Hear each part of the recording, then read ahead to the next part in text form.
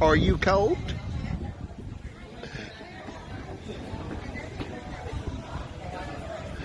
Well,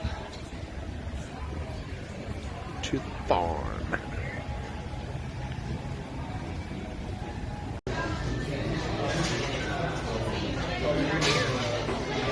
Okay, there's your chicken and dumplings that you haven't tried yet.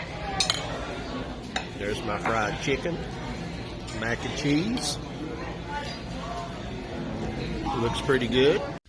Okay, we are fresh out of our visit to Five Oaks Farm Kitchen. I'm still in the parking lot looking up at the sign, making sure I'm saying it right. And it's really nice ambiance. It reminds me of Crockett's Breakfast Camp, sort of the same type of atmosphere. Melissa suggested that maybe they might be owned by the same people. We don't know. That's just speculation. But it's a similar type of environment on the inside. And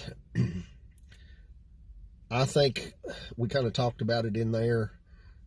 I think I would say that everything was good, but I don't think we found just that perfect thing that we completely fell in love with.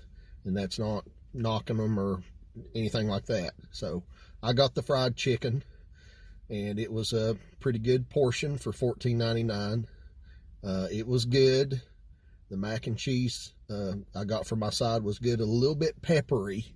So if you come and order mac and cheese, you may want to be aware of that. And we also, 3 of us, we got the biscuit and gravy for 4 and just kind of split that.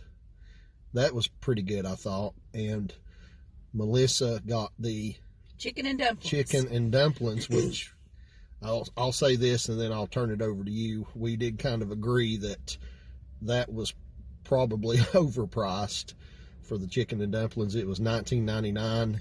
Way overpriced. And they did have a smaller portion that she had said that maybe she would have got if she had have known. Well, he said it was just like a little bowl of soup, and so that's the reason I passed on it.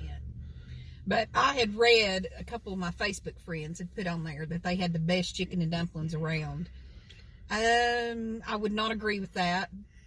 The dumplings were great. They were kind of homemade, still a little bit too doughy for my liking. The chicken stock, it was the whole chicken. I particularly like just white meat, but this was tolerable. The dish was good, as Vern said. It wasn't worth $19.99, and you could taste the sodium. So it was very, very salty. Also kind of had maybe a sage flavor to them. But they were good, but they were overpriced. I do recommend, we came from Kingsport to Pigeon Forge. It was going to be, about an hour and a half drive.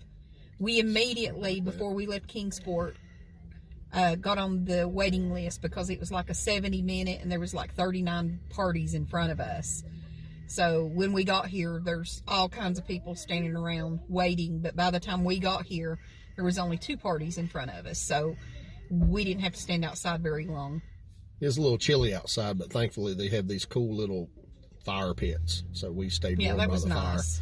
It was nice. The wind was blowing really hard. And the service was pretty good, I thought. I didn't have any complaints about the service myself.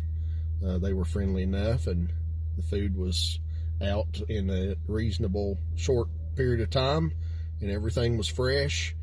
And like I said, we're not knocking anybody. We're just being honest about our experience. And that's what I would say about my food. It was good, but I didn't exactly just fall head over heels in love with it to the point where I have to get over here again real soon and have the same thing again. Now, I would be willing to come back and try something else. Maybe their breakfast. Their breakfast. I'm interested in trying their breakfast. The chicken pot pie looked pretty good too. So today was a spontaneous kind of thing. We just kind of got out of church and decided, hey, let's just go.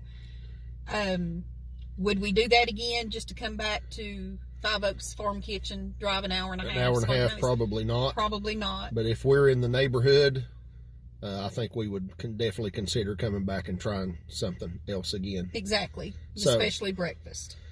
All right. Is that it? Ta-da!